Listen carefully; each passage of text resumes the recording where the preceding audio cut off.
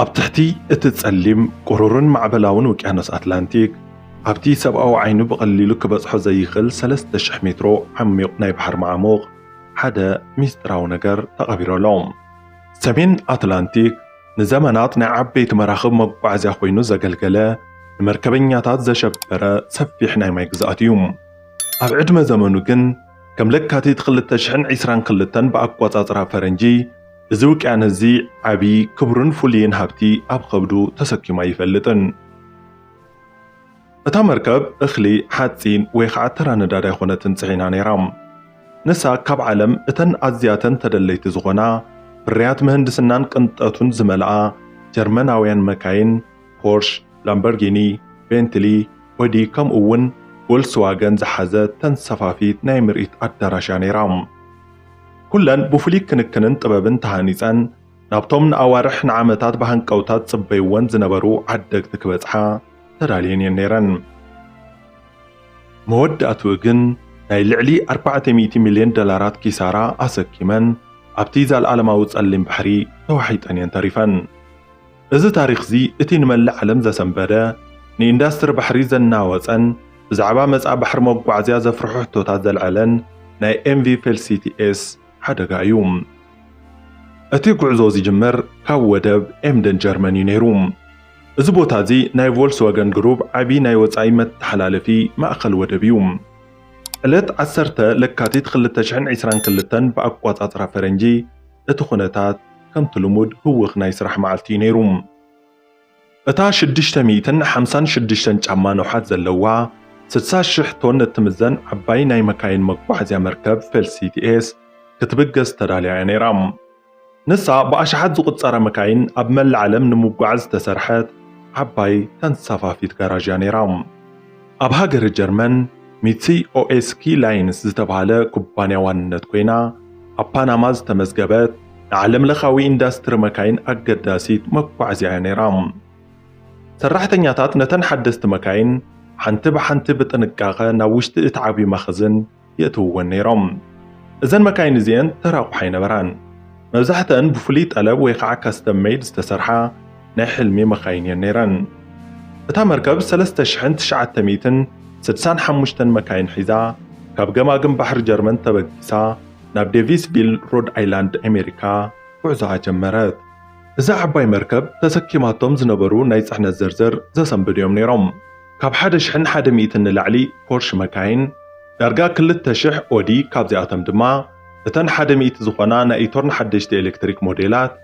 189 ቤንትሊ፣ እተን ናይ ዓዲ እንግሊዝ ናይ ቅንጦት መግለጽ ዝኾና መካይን፣ 85 ላምበርጊኒ፣ ካብዚኣተን ድማ እተን 15 ናይ መወዳእታ ፍርያት ዝኾና ኣቬንታደር ኣልቲሜት ዝተባሃላ፣ እታ ሓንቲ ድማ ልዕሊ $1 ሚልዮን ዝዋጋ ተወሳኺት ክብርቲ መኪና፣ ከምኡውን 560 ሓደሽቲ ቮልክስዋገን ጽዒና ነይራ። ኣብቲ ቀዳሞት መዓልትታት ኩሉ ነገር ሰላምን ስሩዕን እዩ ዝመስል ነይሩ። እታ መርከብ ማዕበል ኣትላንቲክ እናሰገረት ብትብዓት ናብ ሃገር ኣሜሪካ ትግስግስ ነይራ። 6 መዓልትታት ድሕሪ ምጅማር እቲ ጉዕዞ ግን ገለ ሓደጋታት ከጋጥም ጀመራ። ዕለት 16 ለካቲት 2022 ብኣቆጻጽራ ፈረንጂ እታ መርከብ ካብ ደሴታት ኣዞርስ 2,000 ማይልስ ወይ ከዓ 320 ኪሎ ሜትር ርሕቐት ኣብ ዝርከብ ማእከል ውቅያኖስ በፂሓ ነይራ። ኣንደበት ግን ካብ ታሕተዋይ ናይ መካይን መኽዘን ጻዕዳ ትኪ ክወጽእ ጀመረ። ናይ ሓደጋ ደወል ሙሉእ እታ መርከብ ከናውፃ ጀመረ። ሜይደይ ሜይደይ ዝብል ናይ ሓደጋ ድምፂ ኣብ ራድዮታት ባሕሪ ተሰምዐ። እቲ ሓደጋ ዝኸፍአ ዝገበሮ እቲ ሓዊ ተረሓዊ ዘይመንባሩ እዩ። ኣብ ውሽጢ እታ መርከብ 100 ዝኾነ ሓደሽቲ ኤሌክትሪክ መካይን ተጻዒነን እየን ነይረን። ናይተን መካይን ሊትየም ኣየን ባትሪታት ክነድድ ምስ ጀመረ እቲ ባዕርዕ ሰራሕተኛታት ክቆጻጸርዎ ካብ ዝኽእሉ ንላዕሊ ኮነ። ጠንቂ እቲ ሓደጋ ሓዊ ክሳብ ሎሚ ሚስጥሪ ኮይኑ ዘሎ። ገሊኦም ናይ መራኸቢ ብዙሓት ጸብጻባት ኣብ ግምት ብምእታው ኣብ ውሽጢ ሓንቲ ካብተን ኤሌክትሪክ መካይን ዝነበረት ሊትየም ኣየን ባትሪያ ጠንቂ ኩሉ ክብሉ የመልክቱ። ናይ ኣዞርስ ወደብ ሓላፉ እውን ሮይተርስ ከም ዝገለጾ እተን ኤሌክትሪክ መካይን ሓዊ ከም ዝሓዛ ተዛሪቡ ነይሩ እዩ። ነቶም 22 ናይ መርከብ ሰራሕተኛታት ግን ጠንቂ እቲ ሓዊ ኣገዳሲ ኣይነበረን። ህይወቶም ኣብ ዓብዪ ሓደጋ እያ ነይራ። እቲ ሓዊ ክቆጻጸርዎ ካብ ዝኽእሉ ንላዕሊ ምስ ኮነ ነታ መርከብ ሓዲጎም ክወፁ ተገደዱ። እቲ ማዕበል ሓያል እቲ ትክ ድማ መርዛሚ ነይሩ እታ መርከብ ቀስ ብቀስ እቲ ሓዊ ናይ በርትዕ ምስከደ ናብ ጎኒ ክተዝምብል ጀመረት ህይወት እቶም 22 ሰራሕተኛታት እታ መርከብ ድማ ኣብ መንጎ ሞትን ህይወትን ኮነም ናይ ፖርቹጋል ወታደራዊ ሓይሊ ባሕርን ኣየርን ብህፅፅ ናብቲ ቦታ በጽሑ ሄሊኮፕተራት ኣብ ልዕሊ እታ ብትክስ ተዋሕጠት መርከብ እናተንጠልጠላ ነቶም ሰራሕተኛታት ሓደ ብሓደ ከድሕንዎም ጀመሩ እቲ ትኪ ኣዝዩ ጽዑቕ ስለ ዝነበረ እቶም ናይ ሓዊ ጉጅለታት ናብ ውሽጢ ክኣትዉ እኳ ኣይከኣሉን ካብ ርሕቐት ኮይኖም ናይታ መርከብ ናይ ሓዊ መጥፍእ ስርዓት ክጥቀሙ ተገደዱ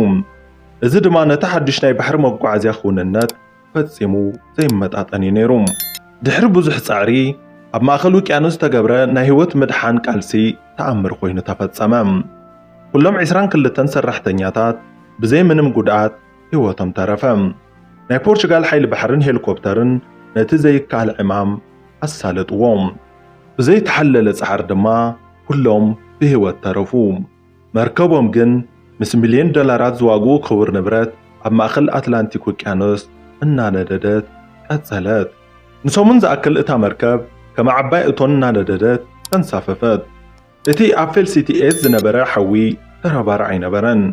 ንሱ ሓድሽን ዘፍርሕን በድሆ እዩ ነይሩ ሓደ ናይ ባሕሪ ቤት ፍርዲ ጸብጻብ ንድሕሪት ተመሊሱ ከም ዝሓበሮ እቲ ሓደጋ ንዓበይቲ መካይንን መጓዓዝያን ወይ ንኤሌክትሪክ መካይን ዝኸውን ፍሉይ ናይ ሓዊ ስልጠና ግዴታ ከም ዝኾነ ዘእንፈተና እዩ ክብል ይገልጾም እቲ ናይ ቀደም ሜላታት ኣይሰርሐን ናይ ውቅያኖስ ሓገዝን ናይ ምድሓን ጉጅለታትን ነቲ ሓዊ ከጥፍእዎ እኳ እንተፈተኑ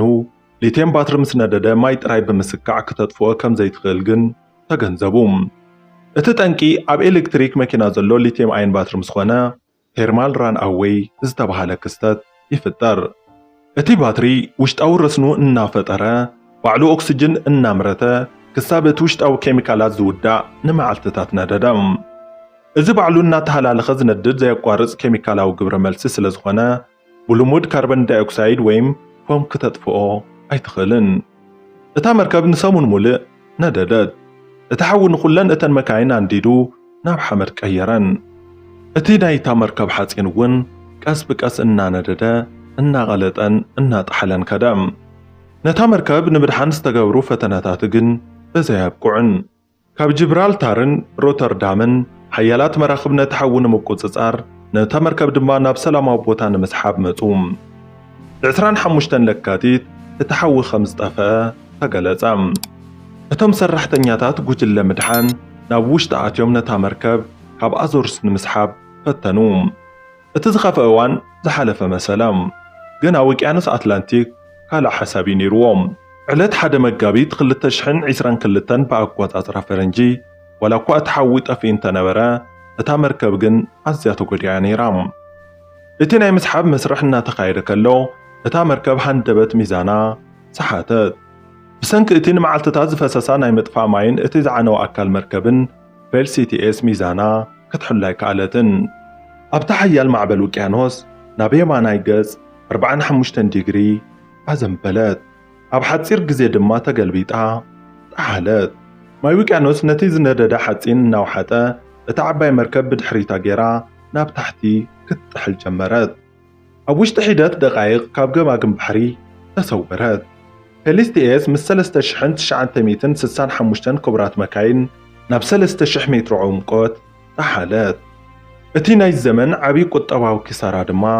ተፈጸመ እቲ ሚልዮናት ዶላር ዝዋግኡ ጻዕነታ ድማ ኣብ ውሽጢ ባሕሪ ፋሒሉ ተረፈ እቲ ምጥሓል ሙሉእ ብሙሉእ ኪሳራ እዩ ነይሩ ብግምት 401 ሚልዮን ዶላር ዝግመት ናይ ባሕሪ ሓደጋ ኣብ ስክሪን ቴሌፎናት እቶም ኣብ ኣሜሪካ ዝነብሩ ዓደግቲ ሓንቲ ሓጻር መልእኽቲ ተረኣየት መኪናኹም ኣብ ባሕሪ ጥሒላ እያ ኩባንያ ላምበርጊኒ ነቲ ድሮ ኣቋሪፅዎ ዝነበረ ናይ ኣቬንታደር ሞዴል መካይን እንደገና ንምስራሕ ፋብሪክኡ ክኸፍት ተገደደ ምክንያቱ እተን ናይ መወዳእታ ፍርያት ኣብ ታሕቲ ባሕሪ ስለ ዝጠሓላ ድሕሪ ዝመልሲ ንምርካብ ዓብይ ናይ ሕጊ ቃልሲ ድማ ተጀመረ ዋና እታ መርከብን መድሕን ኩባንያታቶምን ንፖርሽ ከሰስዎም እቲ ሓዊ ብሰንኪ ሓንቲ ባዕላ ዝነደደት ሊትየም ኣየን ባትሪ ዘለዋ ፖርሽ ታይካኒ ዝብገስ ብምባል ድማ ዳርጋ 30 ሚልዮን ዩሮ ካሕሳ ሓተቱ እቲ ሕጊ ናብቲ ናይ ስቱትጋርት ዞባዊ ቤት ፍርዲ በጽሐ እቲ ቤት ፍርዲ ዘይካልዕ ዕማም ገጠሞም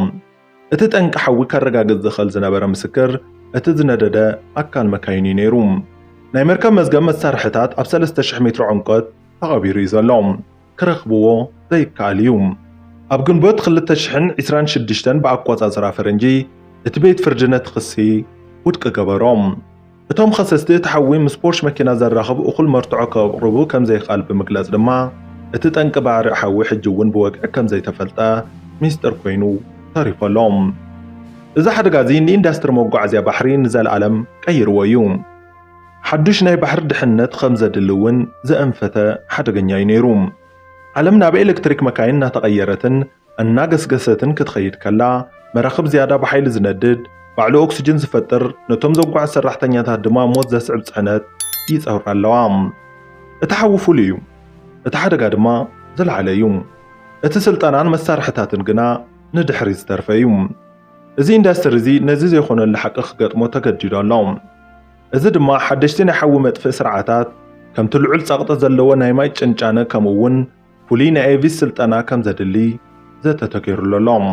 ፐልሲቲኤስ ኣብ ታሕቲ ኣትላንቲክ ዓሪፋ ኣላ ንኣሽሓት መኻይን ጸጥ ዘበለ መቓብር ንመጻኢ ባሕሪ መጓዓዝያ ድማ ንጹር መጠንቀቕታ ኮይና ኣላ እታ መርከብ ጠፊያ እያ ግና እቲ ዘለዓለት ሕቶታት ካብ መዓዝ እውን ንላዕሊ ኣገዳሲ ኮይኑ ኣሎ እቲ ፐልሲቲኤስ ዘቕለለት ተሓዊ ጠፍዩ እዩ ግና እቲ ዘለዓለት ሕቶታት ሕጂ እውን ገና መልሲ ኣይረኸበን ሕራይ እምበር ክቡራትን ፍትዋትን ተኸታተልቲ እዚ ቻናል ንሎሚ ሒዝናልኩም ቀሪብና ዝነበርና መደብ ነዚ ይመስል ነይሩ ንምክትታልኩም ኣዝና ኢና ነመስግን ሰሰናይ ንዓኹም